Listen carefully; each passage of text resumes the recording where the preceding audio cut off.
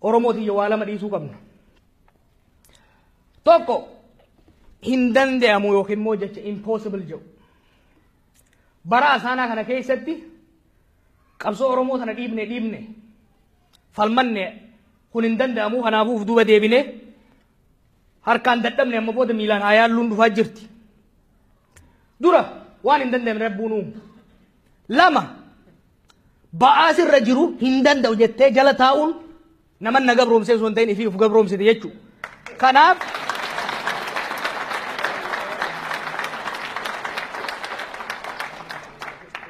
Kanaaf ni dandeenya. Ka dandeenyu immoo yoo akka nama tokkootti jabaanne dura ni dandeenya jennee yoo itti deemne jechuudha.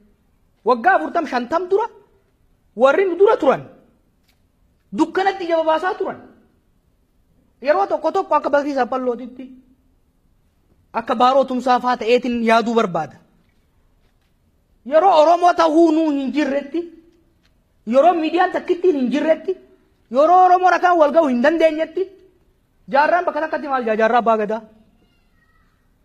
waraana erge qawwee takka nam sadiittidhe ajjeetti kenna ijoolletti Oromoon ajjeesina jedhaqanii uummataan hoggaa Oromoo jedhaniin boonumoo nuti Oromoo miti jechaanii ture jechuu namni bakka sanirraa kaaneet bakka kana jirra jechuudha. Yoo jarri sun bara dukkanaa san keessatti bakka risoorsiin isaan qaban xiqqaa ta'e san keessatti bara namni keenya waliin beeyne ittiin beeyne san keessatti ni dandahama jedhanii ofitti amanan taate dargaggeessi qaamni isaa waraabessa lama bulchu kun hin danda'uun akkamitta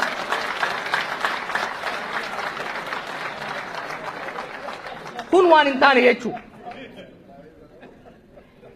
Wanni lammataa irraa dhaasuu qabnu faallaa hin danda'amuuti. Faallaan hin danda'amu laaftuudha. Osoo laaffatte walgeenyi alaan oolu. Osoo laaffatte arabni nama keenya akka re'eetti hin gurraatu. Osoo laaffatte wayyaan hin firiishanii nuyi xaafii kuntaala tokkoo biyyaan hin baaftu. Laaftuu miti. Habashaan laaftutti nu cabsine. Abboonni keenya hanga dhumaatti falmaniitu. Calanqoo irratti, aanolee irratti, azulee irratti, gullallee irratti hanga dhumaatti falmanii caalamanii mo'aman qawweedhaan caalamanii. Laaftuu miti jechuudha. Wayyaaleen laaftuutti biyyan qabanne. Falmattee nama 45 itti dhabdee nafxanyaa Amaaraa cabsitee nus dhukkee nurraa kaaftee nu bulchaa jirti. Laaftuu miti. Laaftuu miti. Laaftuu miti jechuudha. Laaftuu miti.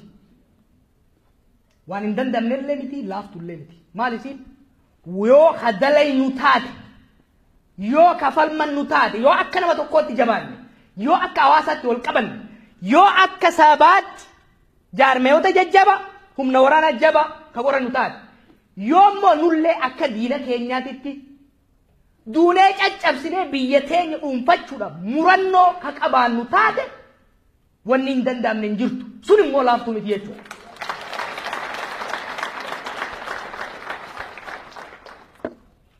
Abboota kiyyaaf ergaan an dabarsuu barbaadu dhugaadhaa waggoonni 20 kun akka hawwii keessanitti akka fedhii keessanitti hin deemne. Haa ta'u immoo isintu arkuu dhabe malee hawwiin teessan qaata bakka geesse. Qubeen hin baradhe. Alaabaa san duruma agarsiisa. Maal wanni isin barbaaddan gaafa qubee mana keessatti waliin barsiiftan ifii barattanii barsiin afaan saabaatiin barattanii nuuf qopheessaa turtan jechuu nuti qubee isin uumtan saniin barachuun alaabaa Oromiyaa jaalannus jibbinus faarsinee guddachuun ijoolleen jillituun as bahuun wanni isin dalaytan galma gahuu isiit agarsiifti jechuu. Kanaaf hedduu don't be hard on yourself. Balleessitanii balleessitan waa hedduu dalaaytan. Osoo laaquu baattanii marqiin hun dhalatu haga madallee fokkatu. Balleessitan nama dalaguu waa balleessitanii jirtan. Amma immoo waan takka hin shakkina. Nama 4-5 agartanarra kumaatamaan jiru. Ilmaan qabsoon teessan dhalchite. Ilmaan dhiinii jaallawwan keessanii magarsee kumaatamaan as bayaa jira. Ni dhodhookata malee as baya. Isin saalfate malee ija nyaatte isallee. waan isin waan lama waadaan isin gala dhaloota qubeedhaa bakka bu'e yoo xiqqaate injifannoo isin dukkana san keessatti itti wareegamtanii itti xaartanii asin geessan tana takkuu takka hin tuysiifnu tana dhaloonni waadaan isin gala maali kun tokko eenyummaa oromummaa teenya akka killeetitti eegganna laaftutti hin dhufne oromummaa teenya wal qabanna oromummaa teenya waan fedhee dhufa malee amaara min jaarii miti kaapitaalistoonni asiitis yoo ija kan itti babaasan taate ija deebifnee itti baafna malee irraa duuba deebinu kalammata oromiyaan gadhaabachuun faaruufi miti oromiyaan gadhaabachuun eenyummaa oromoo kaniin reefu jeesan kan daangaa itti godhu oromoo diinni addaan qoqqoodee lagalaga safaratti addaan qoodisan walit deebisee ka hidhu oromoon akka namaattis akka gosaattis akka daangaattis akka godinaattis walit dhufee dantaa eenyummaa wal fakkaatu ka dantaansa oromiyaadhaan walit hidhate qabaachuu akka dandeenyu kanu godhe oromiyaan beekaarra namni Borana dhufee dibaabachuuf gubboo kennuun abbaa duulati gubboo kennuun guddaa bar injifannoo teessan maaliifi oromoon dur hanga qabaletti illee alagaan bulatu jechuudha oromoon tun dhuftee gubboo walii kannu wal shuumuuf wal shaaruu danda'uun isiitu namni keenya muuxannoo waliin bulu bureaucratic experience akka argatu warra jechuudha yoo xiqqaate oromiyaa kana ni tiisifna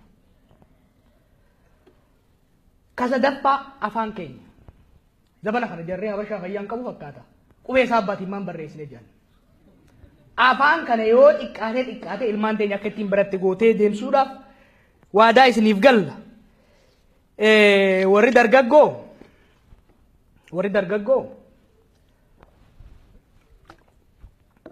addunyaa kana keessa dhaloota gosa lamaa jira yeroon ka dhufu tokko dhaloota ibidda keessaan dabree boqqolloo waadamte shuumoo affeelamte namaa dhiyeessu tokko dhaloota shuumoo saniin garaa guddifatee achuma lafarra ciisu dhaloonni Tigree akkasi amma ijoolleen Tigree akkasi ijoolleen Oromollee gariin akkas damuu deemti Tigreen nyaattee gabbachuu yoo barbaaddes aangoodha qabdi biyya teenya irratti abbaadha nuti qubee xiqqoo tanaaf qabanne akka waan bakka takka geenye shuumoo jarri keenya fi belbelee nuu kanne tanaan garaa if guunne if kijibaa yoo hajiraannu taate boru shuumoon jarri affeele kunis dhumeeti nafxanyaan shuumoon godhu ta'a namni abbaan kufe ilmaan ka ajan ka ilmaan kufe kute kanaaf dirqamni oromiyaa fi oromoo tana bakkaan gahuudha arra jeeluurra hin jiru arra abarraarra hin jiru arra lubeerra hin jiru fiigodoo jetteen fiiguu hin danda'u jaarsi kun ar'a waan fedhe dhufa malee oromoon isaan sababsannaan ifiif of abaara malee waan akka isaan irraa harkatu ar'a oromoon haqa nurraa qaba jechuu haqa kan ammoo dhaadanneetuma ashwaashilaa fi yaasee sirbinee qofa waan ta'u miti waan abbootiin keenya dalagan sanii ol dalaguudha qabna dalaguu ni dandeenya wanni barbaannu hundi waan isaan qaban sanii ol harka dachaadhaan jira jechuudha kanaaf yeroo hunda hoggaa oromoon salphate qofa taane oromoon suuditti akkas ta'e jechuurra karooraan wal mari'achuudhaan murannoo qabaachuudhaan oromoof oromiyaa tana bakka jarri abbootii keenyaan ga'e tanarraa fuune taakkuu takka achi tarkaanfachiifne ilmaan nu boodaa dhufan dhaalchisuudhaaf irratti hojjechuun dirqama keenya waan ta'eef namuu hoggaa galtan shuumoo abbootii keenyaa nyaachifne deeqqifachaa buluu osoo hin taane garaa jabeeffannee dalayinuun dhaamsa kiyya. Walumaa galatti yeroon amma Oromoon keessa jiru yeroo barbaachisaadha. Yeroon barbaachisummaan isaa yeroo nuti jeequmsa keessaa itti baanee hanga tokko qaamaa qalbii walitti dhufaa jirru jechuudha.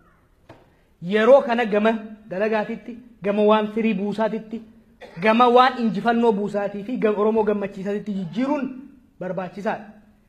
An akka nama tokkootii fi akka ijoollee na wajjin dalayduutitti piroojeektii reefu isin ibsine kana galmaan gahuudhaaf beekumsa teenya, qabeenya keenya, humna keenya yoo barbaachisaa ta'e lubbuu teenya itti kennuudhaaf qophiidha. Isin immoo isinis warri piroojeektii adda addaa qabdan itti jabaadhaa guuza nu yaammadhaa oo shakkii takka malee dhufnee guuza isinii baana. Warri kun immoo bakka itti jirtanirraa gama dandeessaniin waan dalaynu kana akka fiixa nu baa'u nu gargaaraa nu bira ijjadhaan isinin jaa ulfaadhaa wayyamaa bara baraan naa jiraadhaa nagaa naa jiraadhaa.